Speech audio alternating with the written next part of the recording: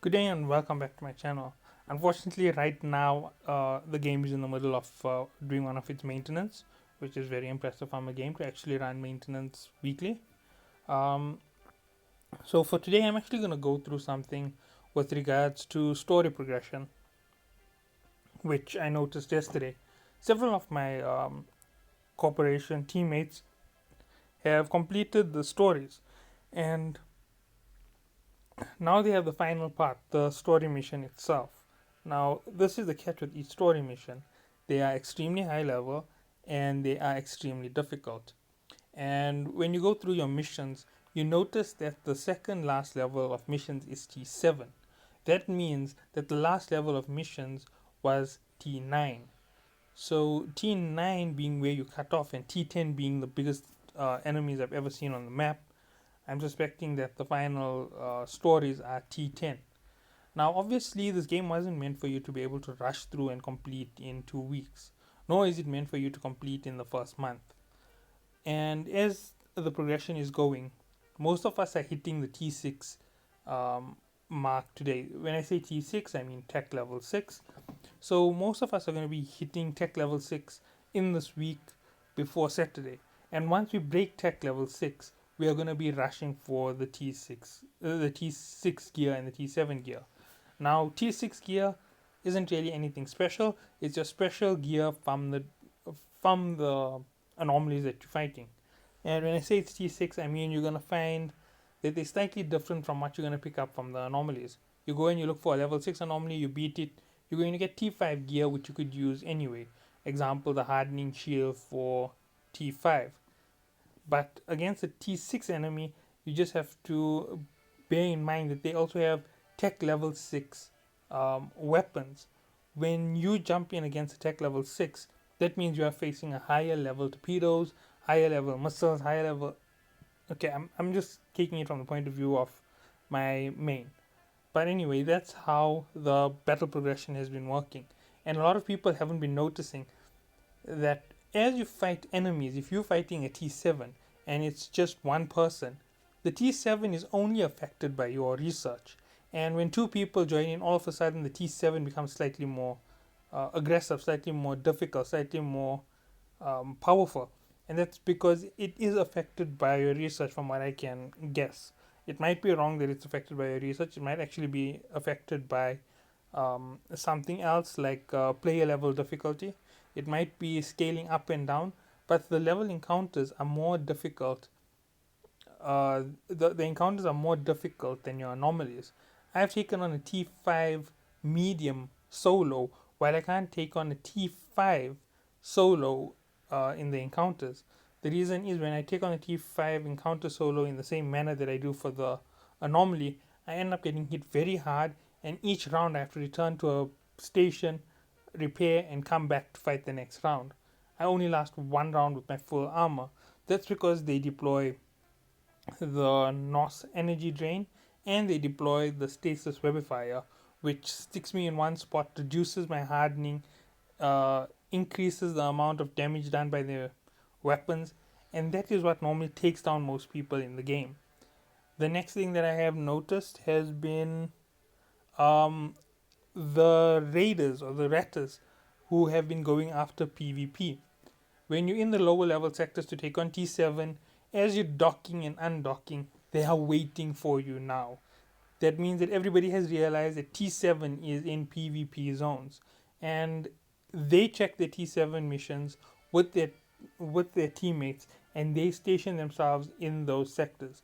They're waiting for you at the gates, they're waiting for you at the stations, and they are hitting and they are taking. I saw them take out one guy yesterday as he arrived at the docks. He had too much of damage done to him, so they just obliterated him the moment he got in. I got lucky. My ship ran out of energy in the middle of warp. I got stuck in the middle of nowhere. I repaired up my shield completely and got in. They hit me twice and they didn't take down my shield, but I managed to dock before the encounter was over. So there's another little hint on how the game is progressing. PvP is now kicking off. You are going to see it a lot in the lower level sectors. Anything below zero point 0.5, remember you are in PvP zone and there will be PvP players waiting for you. Okay, another thing to note on this, let's see, where did I start with? The T7 progression is where I actually started with this. So when you're progressing to T7, a quick thing to note is right now T7 equipment is still cheap because those fighting T7s can't use the equipment. So they're throwing it on the market to get rid of it to get some money. Uh, when I say money, I mean the ISK. And the easiest thing for you to do right now is to purchase the T7 gear you are going to be using. Now, when it comes to T7, your medium missile launchers, your medium hardness, they will be used for your cruisers at T7.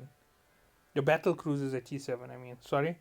So make sure that you are on it and that you have those pieces of equipment because going into a T7 battle with a cruiser, with T5, with MK5 weapons isn't going to be giving you the best, um, the best standing. So make sure you're ready on your weapons. Get them all. Buy them while they're still cheap, because in the next few days you're going to see the prices are going to start climbing up as players get closer and closer to breaching the wall for T7. Some players have actually breached the wall for T7. That's the full Omega and fully chipped players because they have been running at 1.5 times faster than everybody else through the levels. That means when we reached our T5, they were already halfway through T6. And now that we are reaching T6, they must probably way past into T7 heading towards T8. And that is the thing that you're going to see. It's going to be a difference in power right now, but in the next few weeks, all of that power is not going to matter. Okay, so that was a breakdown on what I had to discuss today. And let's see, anything else to discuss? The main menu. Remember, clicking on your character's picture opens out the menu. Clicking on the location opens out the star chart. I've had members of my corporation saying they don't get the menu, they only get a star chart. And I tried to figure out how the problem was happening, and then I finally realized they're not clicking on the face, they're clicking on the name of the location. And it's opening out the star chart, and that's how come they can't view all of the options. When you can view all of your options, you can monitor and handle everything. The moment Omega is available, you can help your corporation zero its debt, and once your debt is zeroed, you can start building massive structures. You can build your outposts, you can build your industrial repair stations, and once everything is ready, you can deploy into another zone and farm up all the ISK that you can. Because if I am correct, your repair stations earn ISK from players who repair in them. And if I'm also correct, it's open to everybody. You're going to have to make an outpost, you're going to have to make docks, you're going to have to make weapons. Everything has to be made and fitted to your stations. Because as far as I can tell, the stations are attackable. Alright, then we have discussed that far in. Progression towards ships, towards skills. Make sure that if you're doing PvE and PvP, your weapons and your vessels must be fully researched.